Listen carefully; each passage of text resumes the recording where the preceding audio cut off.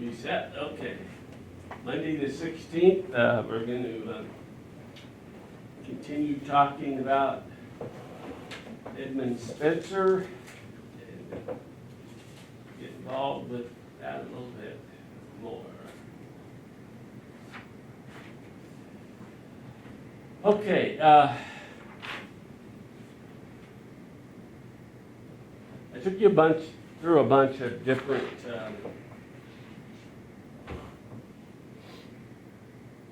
characteristics of Spencer and his writings, the type of writings he were. Hopefully you got those. Romantic style writer. I talked a little funny today. I spent some time in the hospital and I bit my tongue and it's sore. And I have trouble pronouncing certain words and slurring more than normal. Okay, what I wanted to do today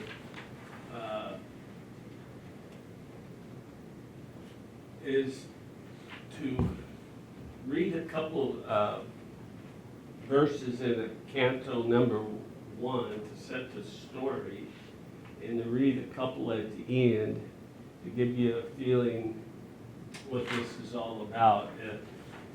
It's his way of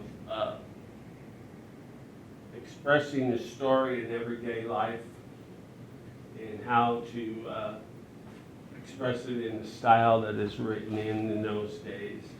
And anyway, it's quite interesting if you spend the time going through the journey. As I said earlier last week, this is a romantic story. It's a journey. It's a voyage, an open sea voyage. And you can insert, it goes somewhere for some particular reason. And it's basically a search to find happiness. And to restate the statement I made earlier last week, happiness is found through three things: your head, your heart, and your hands. They all mark a particular place where you can flourish and have a wonderful, fulfilled life. And this is also the era of chivalry, knights in shining armor, those type of years where you went out and saved the world and saved the Madams Medell, and it was just that era of time. If you ever get a chance, as I said before, partake in a Shakespearean festival or fair, or Tri-Cities, I believe Richland itself, downtown Richland, have a short version. Every now and then, maybe it's at Columbia Park, they dress up in this style. And to be honest with you, never paid attention on if they do a play or if they're just reacting some characters and dressing up. But this next time I'm going to pay a little more attention. But it's something to be aware of. I know there's a big Shakespearean festival in Nashville and Oregon, and I've been to it. It's different. It's well worth the time. I was in my 20s, so it couldn't have been too far off. I might have been in my early 30s, but I was pretty young. I really enjoyed it, actually. Okay, I want to begin on page 256. And this segment or section that's in your textbook is just a small portion of the Fairy Queen. Like everything else, I think this has 4 chapters or cantos with all these verses. That just so you get the idea, I want to help you read. If you're watching it on the video, as you watch it, try to follow along in the reading and see if you can get the same sense of flow and some sense from it. Excuse me. Okay, Canto 1 sets a scene for you. It's the patron of true holiness. Sorry. Sorry, you guys. I'll be reading words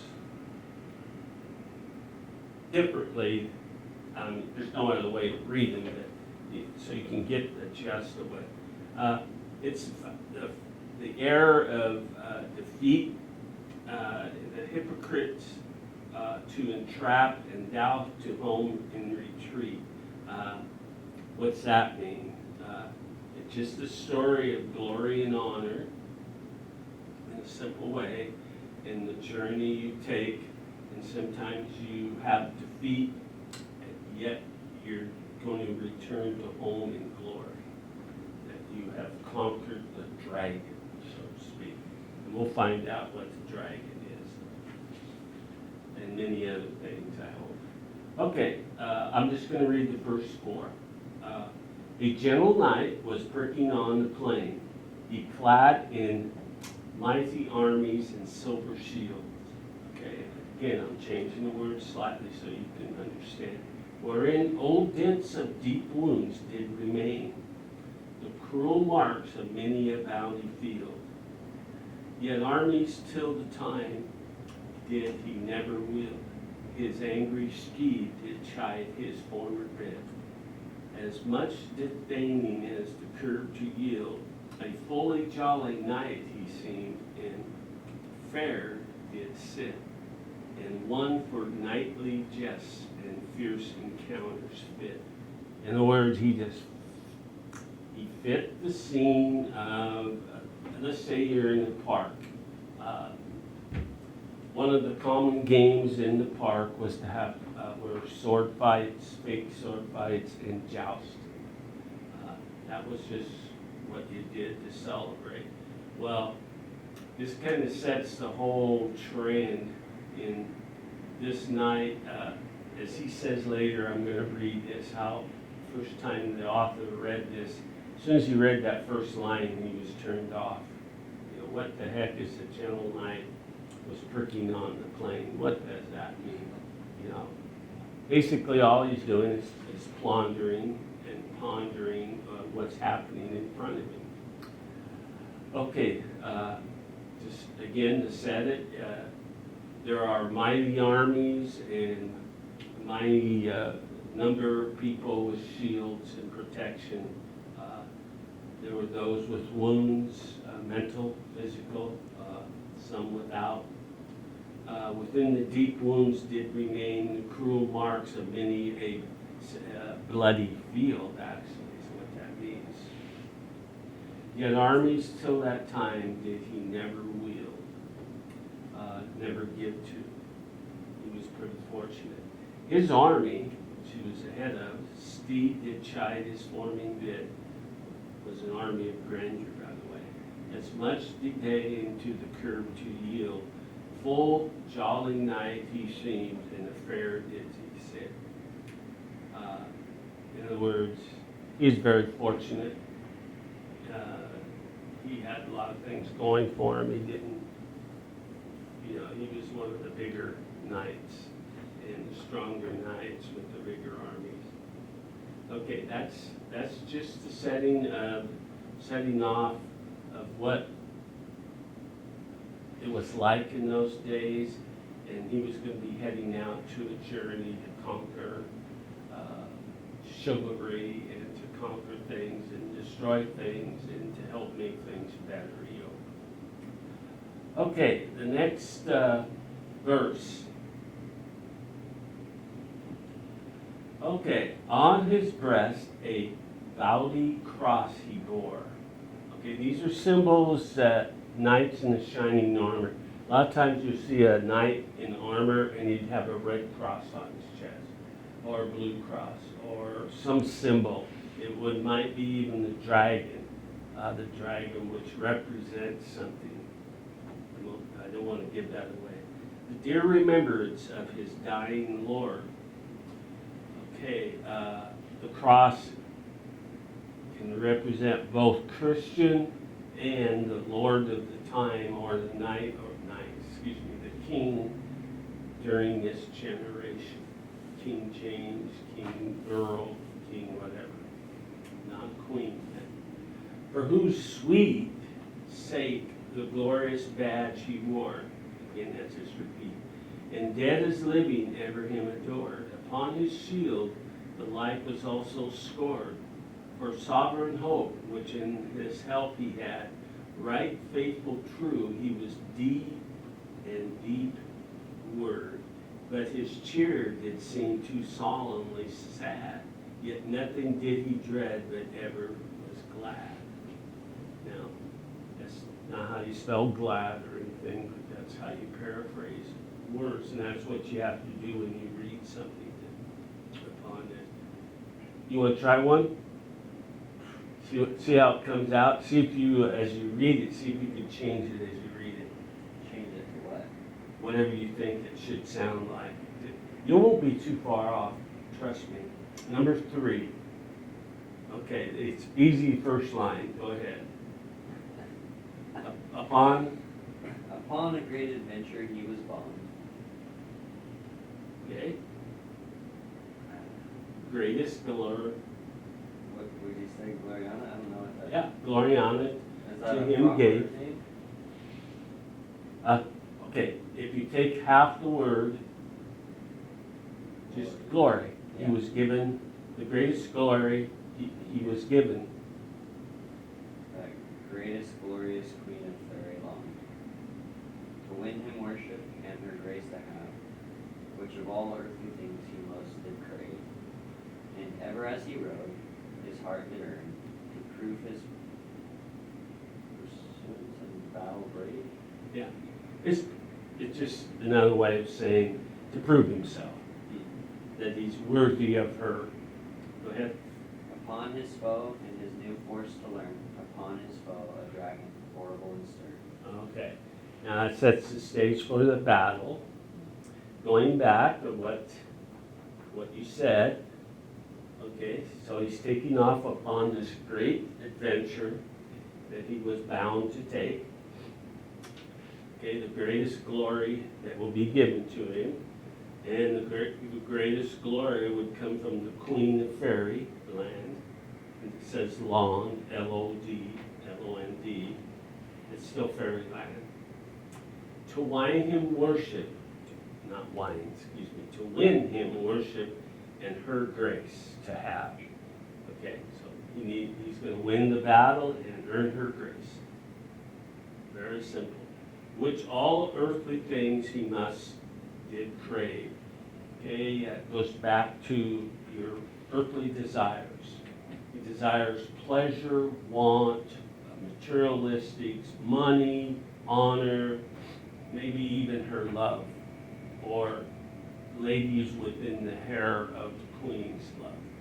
All those natural things that a lot of people fight for instead of the proper thing sometimes.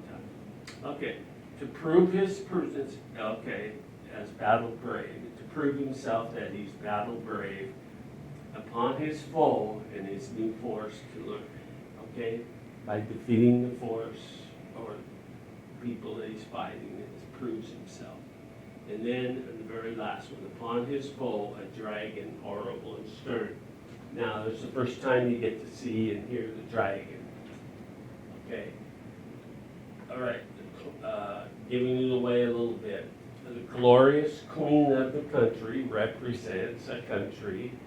There's usually a king and a queen, and the dragon represents the fate of the country.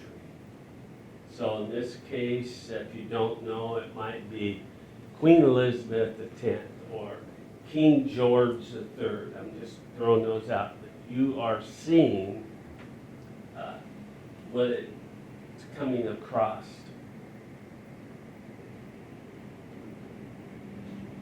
So now this whole journey in this text takes you through the things that happened to him. and the things that him and his army and his followers and his knighthood, his honor. It's just a story of how he goes through this battle in life to get where he wants, and meanwhile he picks up more people and followers, and they board the ship, so to speak. And the ship could not, could be a ship, or it could just be the army as it marches through the land. It's up to you to decide. They call it a vessel. A lot of people assume it's a ship, and it's a journey from one port to the next port. And it's all for interpretation. And to be honest, there's probably a correct interpretation, but you won't be off by interjecting what you think within it. And to me, that's the fun of something like this. It's, I know you guys all have a lot of valuable time, but part of your learning culture is to look at something different and how they revealed it. There's so many little things. Somebody says something, and what do you take from it?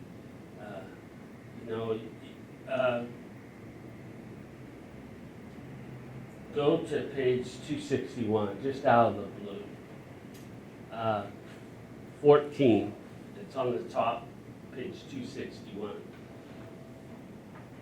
Just taking it right out of the blue here. Their damn upstart out of her den evade, and rushed forth hurling her hideous tail. About her cursed head, whose folds display, were stretched now forth at length without entrail. She looked about, seeing one in May, armed to a point, sought back to turn again. For light she hated as the deadly veil, and romped in desert darkness to remain, where plain none might her see, nor she see any plain. Now, that's pretty catchy. You gotta stop and think where you're at. What does it represent? It's a person. Is it a guy or a girl? Is it just a setting that it wants you to appear? There's lightness in things, there's darkness in things. You can interject just about anything and not be too far off. And that's just being honest with you guys if you try it. In each of these scenes or verses, sometimes they'll follow a pattern, and other times they'll just all of a sudden just be one. You might be in the forest, and there, all of a sudden you come out of the forest, you're in the middle of the desert, or you're on the edge of a stream. It is a true journey, and you're seeing things. You've been on hikes, right? And you've been in mountains, and then you come out in the valley, and things look different, and then all of a sudden you go back into the forest, and it's really deep and dark, and then you come up on a ridge, and you can see out a little bit. It just gives you a different prospect all the time. And that's what a journey like this is like. Okay, now we're going to go to the end. And I selected, and then we're going to look at some things specifically. Page 281. Okay, in this particular section of the book, or the story, we're looking towards the end of the journey. We've reached somewhere. Where? It's up to you. Where are we living? What part of Europe are we in? Okay, I'm going to start with Excel. Great joy was made the day of young and old, and solemn feasts proclaimed throughout the land, that their exceeding mirth may not be told. Suffice, and here by signs to understand the usual joys of knitting of love's band. These happy men the knight himself did hold, possessed of his lady's heart and hand. And even when his eyes did he behold, his heart did seem to melt in pleasures manifold. So they got there, all the men, women didn't go to battle, but when they returned, guess what? They were in the proclaimed promised land of home. And this goes through understanding we were given joy, people were cheering. And of course, guess what? The usual joys of knitting, of love bands, people in the encore, and then all of a sudden, as these happy men, the knight himself did hold, possessed of his lady's heart and hand. So everybody probably got a lady, that was just what happened.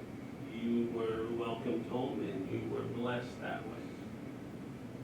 And then, of course, it says his heart did seem to melt in pleasures manifold. Okay, her joyous presence and sweet company, they got to be careful here. In full content, he did long enjoy. Okay, that's obvious. Nay wicked envy nor jealousy, his dear delights were able to annoy. Yet swimming in that sea of blissful joy, he not forgot how he had sworn. Who did he swear his allegiance to? Even though he was being welcomed and blessed by blissful joy of another lady, he did not forget why he left in the first place. We'll come to that. In case he could not that monstrous beast destroy. Okay. Now, the beast destroy was where he went to fight, who he went to fight. Let's say in this case, they're British or English, and they went to fight the French or something, but that's the beast that he destroyed. Unto his fairy queen back to return, for which he shortly did, and Anna left to mourn. Okay, now you're missing one of the characters in the story, Una. It's a lady. That's another character in the story. But he swore to himself that he would go conquer and win this battle, come back to defend the country and the state and the queen. And when he did return, he realized he had to leave somebody that he met on the journey. Una, I don't know how it's pronounced. Anna is another lady character. And the last one. Now strike your sails, ye jolly mariners, for we do come into a quiet road. Okay, they're coming into the shore, where we must land some of our passengers, and light this weary vessel of her load. We gotta get rid of some of this stuff. Here she, a while may make her safe abode, that's the vessel, until she has been repaired and her tackle spent. In other words, unloaded, resupplied. And then it says, and once supplied, and then again aboard on the long voyage to wherever she has been. Well, now she with by God's speed and grace, finally finish her intent. In other words, they have not, in this case,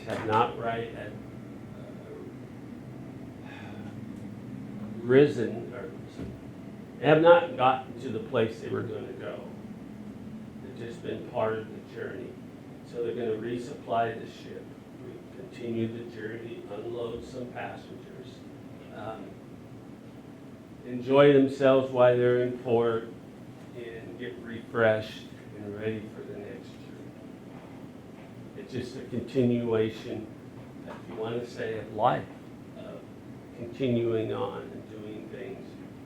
And you got to remember where you're at, what years, the era, ERA, of how this was done and how it was mass. And of course, romantic literature of Old English. So, it takes great practice, but if you just drop yourself, they're all gone except, Why? I don't know, jobs. But no, I don't think jobs. It maybe has something to do with industry. That's where she went, but I only have 2 out of 4 in this classroom. No, but there's nobody other, no Kelsey, no Morgan, I'm like. Oh, they're gone too, huh? Quite. Anyway, I think sometimes you're able to see things in a different light, but you gotta be willing to go into the middle, like just drop back in, go back to 10. You know, who's double gaze, find this lock fast. I mean, you just dropped in the middle of something, can you figure it out? And can you change the words slightly, take off a letter here or there? I think you could do it if you just practice, not give up and feel frustrated. So, there you have it. Hopefully that gives you some idea. Now, the rest of today and Wednesday, we want to go through the text recall or review and ask you some of these questions that I put on the worksheet.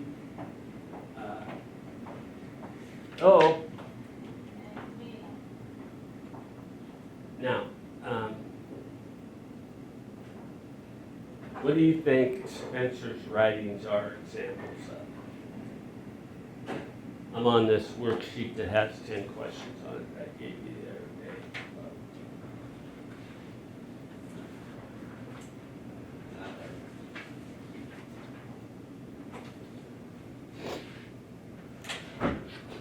day. As being specific, that yet there's room for several things. So the obvious thing, it's a voyage of what? You know, it's a journey, it's a tale, it's a story. He's trying to tell you something, Spencer is. What do you think he's trying to tell you?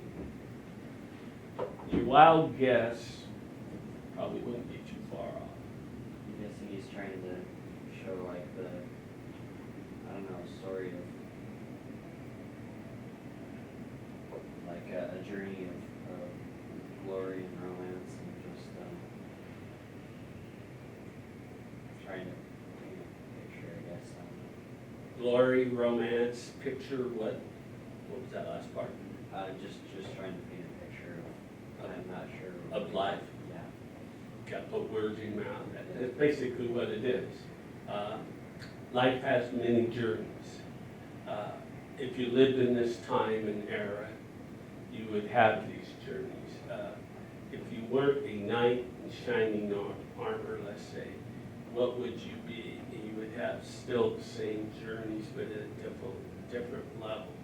Now, Sir Edmund Spencer is a knight, and he was, you know, when you're knighted, you're given special status, and you are basically there for the queen, king, whatever, wherever you're at. You can be knighted, so I can remember one of the Beatles being knighted, you know, from where they were, from England. But it's a special honor given you in recognition. Now, and it was his way of expressing gratitude, thanks, and to also interject out to people as books were being written. The printing press had been improved. Things have been getting out to tell stories of what it was like, even if some of it wasn't so accurate. Because I think you know as well as I do that in in order to create a nice story, you'll add some adjectives and make it sound a little more either scary or a little more, oh, this is really neat, you ought to try it, you know. So, just keeping that in mind. So, that gives you an open-ended answer to that. Specific question, number 2, is Spencer considered a Protestant or a Catholic? Does he start out one and switch to the other? Does he stay stable and true and honest to one over the other? In his beginning, what was he trying to do? Was he the person we had just before him, Calvin? He definitely was a Catholic that switched to a form of Protestant and become Calvinist after his name because he didn't like what he was being taught or made to do. So do you think Edmund Spencer is an example of either one of those? This is some of the questions of the Fairy Queen. Could you go to battle, kill people, conquer people for the name of another person, and still be a Christian, or still have the Christian principles, or even Catholic principles? That's the question.